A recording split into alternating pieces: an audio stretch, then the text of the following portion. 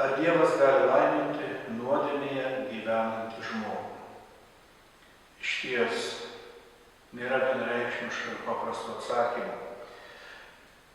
Paprastai taip tiesmukiškai žvelgiant, iš tiesų nuodėmė mus atskiria nuo Dievo. Ne tai, kad Dievui mes tampame nebesvarbus, bet mes patys pastatome sieną tarp savęs ir Dievo ir tarsi pasakome: Dieve, man tavęs nereikia, aš pats dabar tvarkysiuos. Ir nuodėmė atima Dievui galimybę įžengti į mūsų gyvenimus.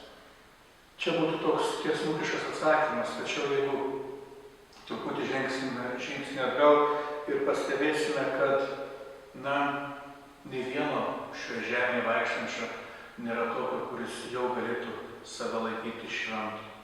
Kiekvienas iš mūsų daugiau ar mažiau nusidedame mažesniuose ar svarbesniuose dalykuose. Taigi, jeigu taip griežtai žiūrint, tai mes visi esame atskirti nuo Dievo malonės. Tačiau juk žinome, kad meldžiamės, prašome stiprybės, trokštame kilti, taisytis, atsikratyti ydų. Taigi, matome, kad pagrindinis momentas čia tikriausiai būtų troškimas sugrįžti į Dievo malonę. Troškimas nepasilikti nuodėmėje. Ir jeigu mūsų širdis nėra užkietėjusi, jeigu mes vis dar šaukiamės viešpaties, tuomet niekas nėra prarasta. Aišku, tikriausiai šis klausimas yra ne apie tas mūsų kasdienės nuodėmes, kurias kiekvienas iš mūsų darom, bet apie tas situacijas, kuomet nuodėmė iš tiesų yra akivaizdi. Kada peržengiame Dievo ir bažnyčios įsakymus, kada net ir mūsų pačių sąžinė aiškiai sako, kad esame nuodėmėje. Ir vėlgi, kaip yra šiose situacijose. Ir netgi čia, aš sakyčiau, svarbiausia yra troškimas keisti, troškimas išeiti iš tos situacijos. Žinoma, kad būna momentų, kada nuodėmė yra akivaizdi, bet nėra galimybės šiuo metu išspręsti. Ir man pačiam teko girdėti iš brolių Italijoje, kurie dirba su prostitutėmis. Tarp jų irgi yra tikinčių moterų, tačiau kai kurios yra pagrobtos, kai kurios parduotos už šeimos skolas. Ir jeigu jos atsisakytų dirbti tą darbą, ne tik kad pačios nukentėtų, bet grasinama susidoroti su jų šeimomis. Ir štai situacija, kada žmogus aiškiai daro nuodėmę, tačiau tikrai nėra Dievo apleistas, tikrai nėra atskirtas nuo Dievo. Aišku, visuomet galima radikaliai sakyti, turi pasitikti drąsiai kankinystę, numirti už gyvenimą su Dievu. Ir net ir tokių situacijų matome, ir yra nemažai šventųjų, kurie savo gyvybės kainą paliudijo savo tikėjimą, savo prisirišimą prie Dievo. Tačiau galbūt ne visi tokie esame stiprus ir ne iš kiekvieno Dievas reikalauja tokių didvyriškų žygių.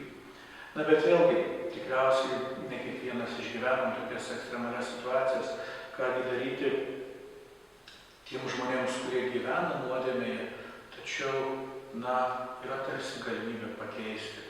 Dažniausiai tai susijęs su situacijomis išsiskyrusiuose šeimose, kada žmonės jau nebegali antrą kartą tuoktis, ar dar kažkas panašaus. Ir bažnyčia gana aiškiai sako, gyvenkite kaip broliai ir seserys, gyvenkite atskirai, jeigu nepavyko. Ir tai yra tas kelias, kuris veda į šventumą. Bet net jeigu ir tai nepavyksta, net jeigu žmogus yra, sakykime, šiuo metu per silpnas, aš manau, kad Dievo malonė nuo tų žmonių irgi nenusigrėžė. Ir man teko matyti labai tokį iškalbingą ir netikėtą užrašą Maltoje, vienoje šventovėje, kuri garsėja ant sienos nupaišytų evangelistų Luko Marijos paveikslų. Ir ten yra teikiama daugybė atlaidų ir tiesiog yra užrašas senas iš senų laikų išlikęs apie atlaidų sąlygas. Ir aš galvojau, kad bus įprasta atlieki išpažinti, dalyvauja mišiose, pasimeldi švento tėvo intenciją. Ir mano nuostabai radau visiškai kitokius dalykus parašytus. Ten rašoma, priėmęs atlaidus, kai turėsi galimybę atlieki išpažinti. jei turėsi malonę sudalyvauti šventose mišiose ir kada turėsi galimybę pasimelsti už šventąjį tėvą. Taigi atlaidai ateina pirmiau, negu tu išpildai visas atlaidų sąlygas. Ir aš pagalvojau, kaip tai yra teisinga, nes kartais žmogus esi nepajėgus. Nepajėgus dėl nuodėmės, dėl galbūt įsisenėjusių ydų, netgi ateiti iš pažinties. Nesi pajėgus pakelti netgi akių link viešpaties. Ir Dievas tokių neatstumia. Tikrai neatstumia, jeigu tavo širdis verkia ir trokšta viešpaties artumo. Ir aš tikrai esu įsitikinęs, kad Dievas yra šalia kiekvieno, kuris trokšta grįžti iš klaidos, kuris trokšta gyvenimo pilnatvės, kurios galbūt dabar dėl vienų ar kitų priežasčių negali pasiekti. Tokiu atveju nenusiminkit, bet melskit Dievo gailestingumo, melskit išminties, melskit galiausiai stebuklo, kad jūsų situacija pasikeistų, kad gyvenimas tikrai imtų keistis ir kad jūs galėtumėt sugrįžti į tą pilną bendrystę su viešpačiu. Ir aš esu tikras, kad tas, kuris šauksis viešpaties, tikrai nebus apleistas. Tikrai Dievas duos jam būdų, galimybių, kaip išbristi iš tų nuodėmių ir grįžti viešpaties artumą. Taigi atsakymas yra taip. Dievas gali laiminti ir laimina net ir tuos, kurie gyvena nuodėmėje, jeigu jų širdis yra atviros viešpaties veikimui, jeigu jie trokšta grįžti į Dievo bendrumą. Ir net jeigu jie to netrokšta, Dievas vis tiek eina jų ieškoti, eina ieškoti tų paklydėlių ir bando juos pakviesti į Tėvo namus. Tad nė vienas nėra atstumtas Dievo, nė vienam viešpaties malonė nėra atimta.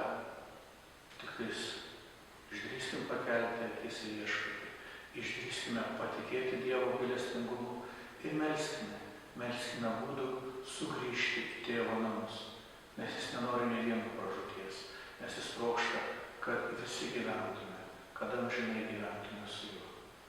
Tikiuosi, kad atsakiau į jūsų klausimą ir jeigu turite kitų klausimų, drąsiai rašykite man, klausk@gmail.com ir kaip galėsiu, bandysiu atsakyti. Su Dievu.